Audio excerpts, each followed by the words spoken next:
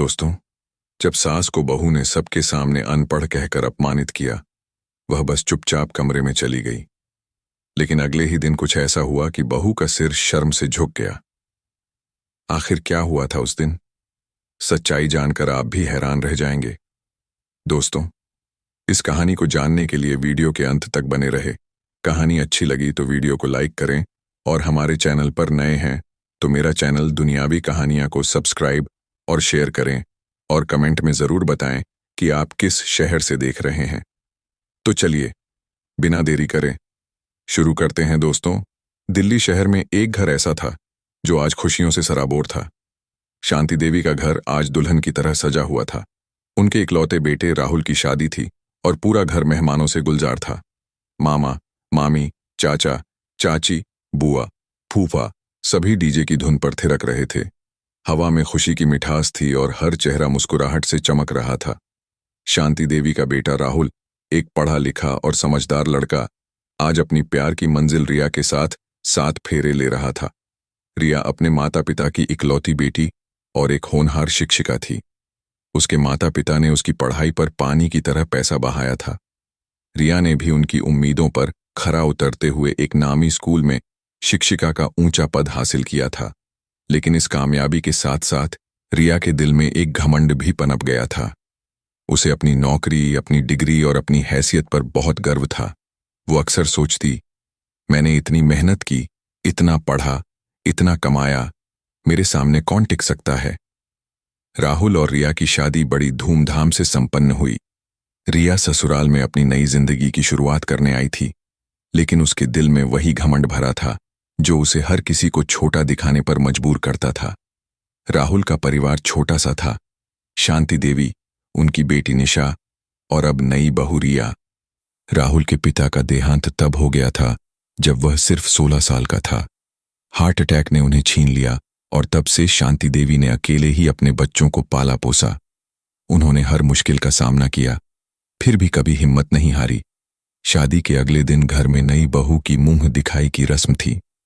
शांति देवी ने अपनी बेटी निशा को बुलाया और कहा, बिटिया, जाओ अपनी भाभी को बोलो कि मेहमान हॉल में इकट्ठा हो गए हैं।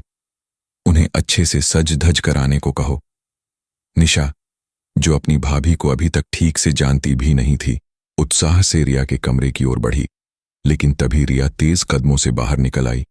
मेहमानों की नजरें उस पर टिक गईं और सबके चेहरे पर हैरानी छा गई। नई बहू, जिसे लहंगे, साड़ी और गहनों में सजा होना चाहिए था, वो जीन्स और टॉप में थी। मेहमान आपस में खुसुर फुसुर करने लगे। अरे ये क्या, नई बहू तो बिल्कुल अलग अंदाज में है। शांति देवी ने धीरे से कहा, बेटा जाओ साड़ी पहन कर आओ, मेहमान तुम्हारी मुंह दिखाई के लिए आए हैं। लेकिन रिया का जवाब सुनकर सबके होश उड़ गए। उसने तीखे लहजे में कहा, माँ जी, मुझे क्या समझाने की कोशिश कर रही हैं? मैं पढ़ी लिखी हूं, कोई आप जैसी अनपढ़ नहीं जो साड़ी में लिपटी रहूं। इतनी गर्मी में 5 मीटर की साड़ी मैं नहीं लपेट सकती।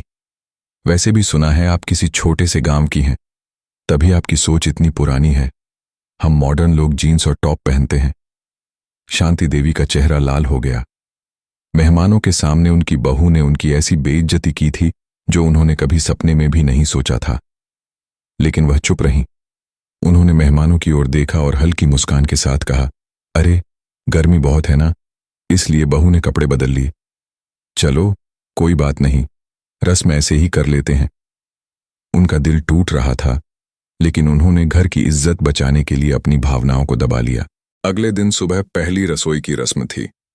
निशा उत्साहित होकर रिया के कमरे में गई और मुस्कुराते हुए बोली, भाभी, माँ ने आपको किचन में बुलाया है। आज आपकी पहली रसोई की रस्म है और हाँ, रस्म के बाद मेरे लिए गर्मा गर्म पकौड़े और चाय बना देना। मेरी सहेलियां भी आएंगी, उन्हें भी आपके हाथ का खाना खिलाने का मन है।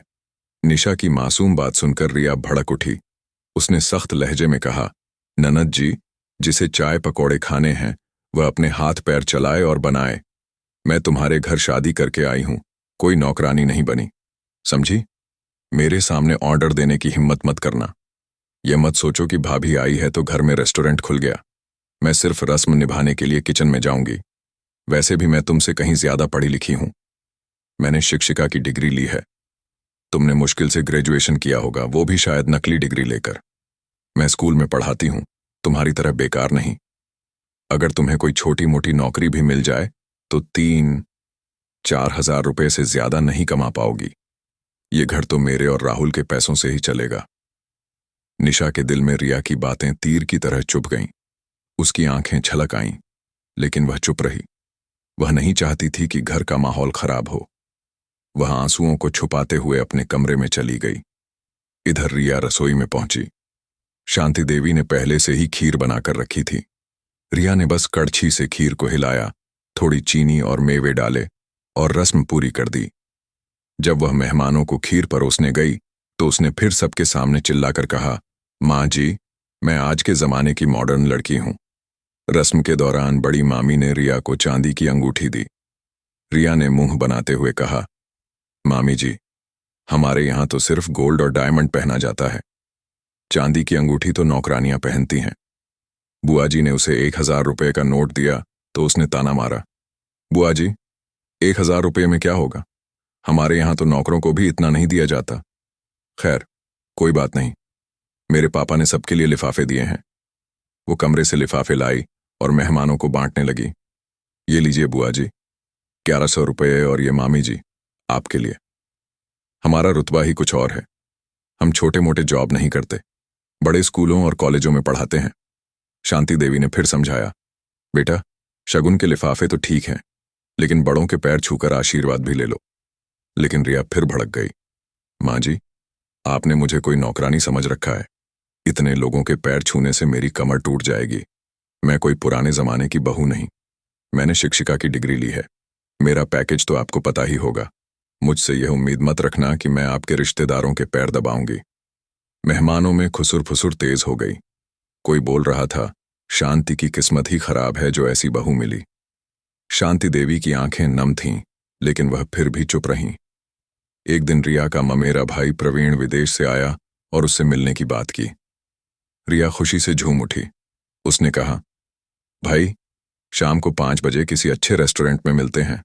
राहुल भी साथ आएगा।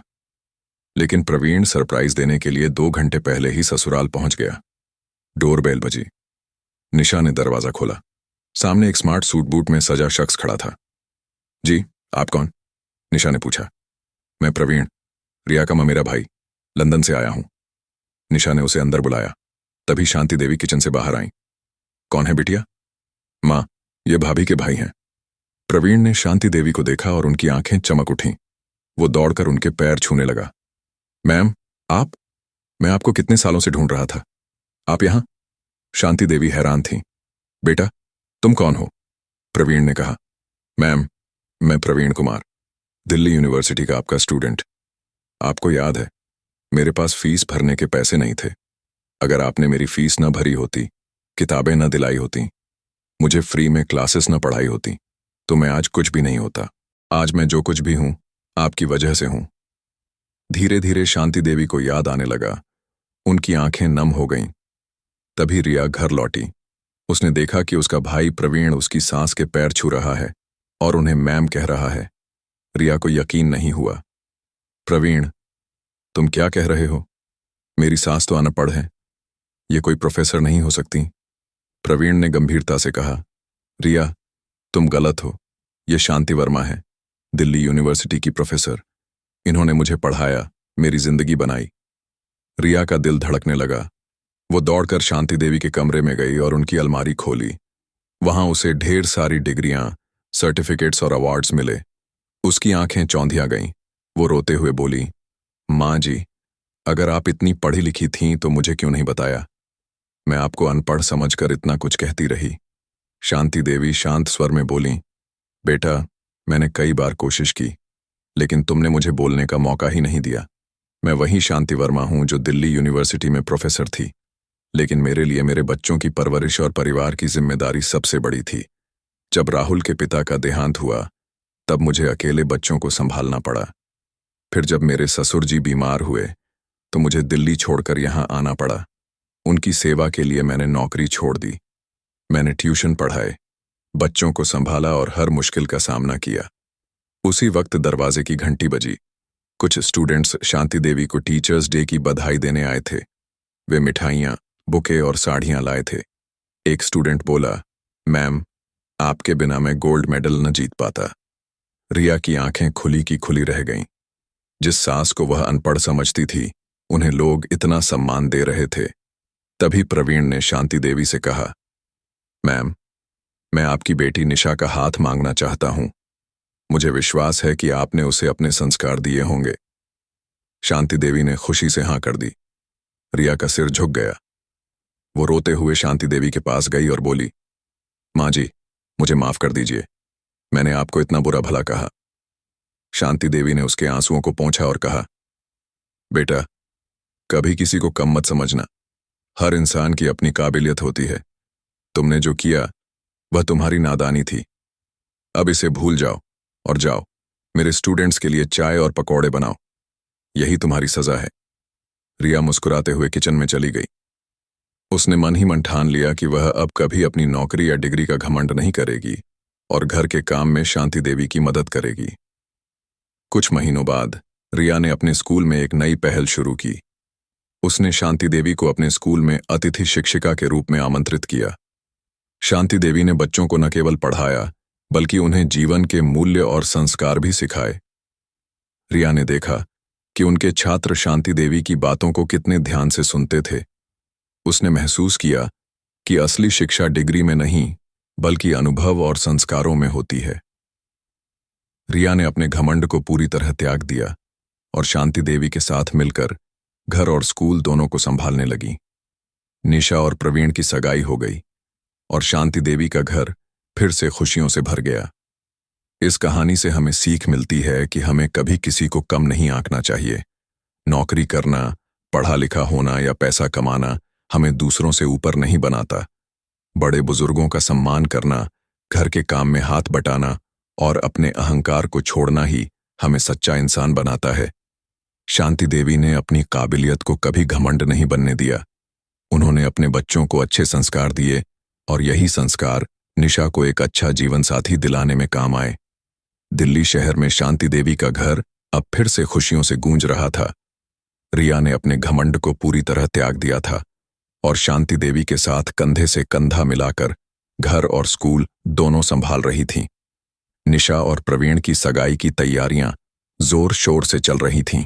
शांति देवी ने निशा को वही संस्कार दिए थे जो उन्होंने खुद अपनी जिंदगी में अपनाए थे: सादगी, मेहनत और दूसरों का सम्मान। रिया अब न केवल एक शिक्षिका थी, बल्कि एक ऐसी बहू बन चुकी थी जो परिवार की एकता को समझती थी। उसने शांति देवी के अनुभवों से बहुत कुछ सीखा और स्कूल में भी बच्चों को ये मूल्य सिखाने लगी। एक दिन स्कूल में वार्षिक समारोह का आयोजन था। रिया ने शांति देवी को मुख्य अतिथि के रूप में आमंत्रित किया। शांति देवी ने मना करने की कोशिश की, लेकिन रिया और राहुल के आग्रह पर वह मान गईं। समारोह में शांति देवी ने बच्चों को संबोधित करते हुए कहा, पढ़ाई और डिग्री महत्वपूर्ण है, लेकिन उससे भी ज्यादा जरूरी है आपका व्यवहार और दूसरों के प्रति आपका सम्मान। जिंदगी में सफलता तब मिलती है जब आप दूसरों की मदद करते हैं और अपने अहंकार को छोड़ देते हैं। उनकी बातों ने न केवल बच्चों, बल्कि वहां मौजूद सभी शिक्षकों और अभिभावकों का दिल छू लिया। रिया की आंखें नम थीं, क्योंकि उसने महसूस किया कि उसकी सास न केवल एक प्रोफेसर थीं, बल्कि एक ऐसी शख्सियत थीं जिन्होंने अपनी काबिलियत को कभी घमंड नहीं बनने दिया। समारोह के बाद स्कूल के प्रिंसिपल ने शांति देवी को स्थायी रूप से स्कूल में शिक्षिका के रूप में शामिल होने का प्रस्ताव दिया। शांति देवी ने मुस्कुराते हुए कहा, मैं अब अपने परिवार और बच्चों के साथ समय बिताना चाहती हूं, लेकिन हाँ, मैं समय समय पर बच्चों को पढ़ाने जरूर आऊंगी। इस बीच निशा और प्रवीण की शादी की तारीख नजदीक आ रही थी। रिया ने पूरी जिम्मेदारी उठाई और शादी की तैयारियों में शांति देवी की मदद की। उसने निशा के लिए एक खूबसूरत साड़ी चुनी और मेहमानों के लिए खाने का मेन्यू तैयार किया। शादी के दिन जब निशा दुल्हन के जोड़े में सजी हुई थी, रिया ने उसका मेकअप किया और भावुक होकर कहा, निशा, तुम बहुत खूबसूरत लग रही हो।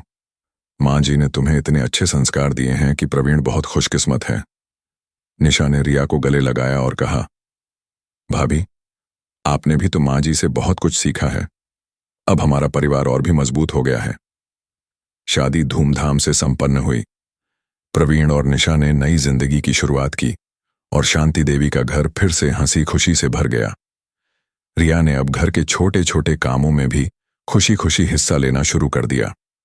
वह सुबह जल्दी उठकर शांति देवी के साथ चाय बनाती और शाम को राहुल और निशा के लिए पकौड़े तलती। एक दिन जब रिया और शांति देवी रसोई में खाना बना रही थीं, रिया ने कहा, माँ जी, मैंने पहले कभी नहीं सोचा था कि घर के काम में इतना सुकून मिल सकता है। मैं तो बस अपनी डिग्री और नौकरी के पीछे भाग रही थी। शांति देवी ने हंसते हुए कहा, बेटा, जिंदगी का असली सुकून दूसरों के लिए कुछ करने में है। डिग्री और पैसा तो आते जाते रहते हैं, लेकिन रिश्तों की गर्माहट हमेशा साथ रहती है। समय बीतता गया और रिया अब स्कूल में बच्चों को न केवल किताबी ज्ञान देती, बल्कि उन्हें जिंदगी के सबक भी सिखाती। उसने एक विशेष कक्षा शुरू की, जहां वह बच्चों को नैतिकता, सम्मान और सहानुभूति जैसे मूल्यों के बारे में बताती थी। शांति देवी भी कभी कभी उस कक्षा में शामिल होती और अपने अनुभव साझा करती। एक दिन रिया के स्कूल में एक राष्ट्रीय स्तर का शिक्षक सम्मान समारोह आयोजित हुआ। हैरानी की बात यह थी कि इस बार शांति देवी को उनके पुराने छात्रों ने लाइफ टाइम अचीवमेंट अवार्ड के लिए नामांकित किया। समारोह में प्रवीण भी मौजूद था, जो अब एक सफल बिजनेसमैन बन चुका था। उसने मंच पर जाकर कहा, मैम, आपने न केवल मुझे पढ़ाया, बल्कि मुझे जिंदगी जीने का तरीका सिखाया। आज मैं जो कुछ भी हूं, सिर्फ आपकी वजह से हूं। रिया की आंखें फिर से नम हो गईं। उसने मंच पर जाकर शांति देवी के पैर छुए और कहा, माँ जी, आप मेरी प्रेरणा हैं। मैंने आपसे सीखा कि असली शिक्षक वही है जो अपने ज्ञान को दूसरों के साथ बांटे और उनके जीवन को बेहतर बनाए। उस दिन रिया ने ठान लिया कि वह शांति देवी की तरह एक ऐसी शिक्षिका बनेगी जो न केवल किताबें पढ़ाए, बल्कि बच्चों के दिलों में अच्छे संस्कार भी बोए। शांति देवी ने रिया का हाथ पकड़ा और कहा, बेटा, तुम पहले ही एक अच्छी शिक्षिका बन चुकी हो। बस अपने दिल को हमेशा खुला रखना। घर लौटते वक्त राहुल ने रिया से कहा, मुझे तुम पर गर्व है रिया। तुमने न केवल माँ को समझा, बल्कि उनके संस्कारों को भी अपनाया। रिया ने मुस्कुराते हुए कहा, राहुल, मैंने सिर्फ माँ जी से सीखा कि जिंदगी डिग्री से नहीं, दिल से जी जाती है। इस कहानी से हमें सीख मिलती है कि शिक्षा सिर्फ किताबों तक सीमित नहीं होती। असली शिक्षा वह है जो हमें दूसरों का सम्मान करना, उनकी काबिलियत को समझना और अपने अहंकार को त्यागना सिखाए। शांति देवी ने न केवल अपने बच्चों को, बल्कि रिया को भी यह सिखाया कि रिश्तों की गर्माहट और दूसरों की मदद ही जिंदगी का असली मकसद है। तो दोस्तों, क्या आपको लगता है कि रिया ने अपने घमंड को त्याग कर सही राह चुनी? अपनी राय हमें कमेंट में जरूर बताएं। और अगर आपको यह कहानी पसंद आई तो इसे अपने दोस्तों के साथ शेयर करें। फिर मिलते हैं एक और दिल को छूने वाली कहानी के साथ। पूरी कहानी देखने का आपका दिल से धन्यवाद।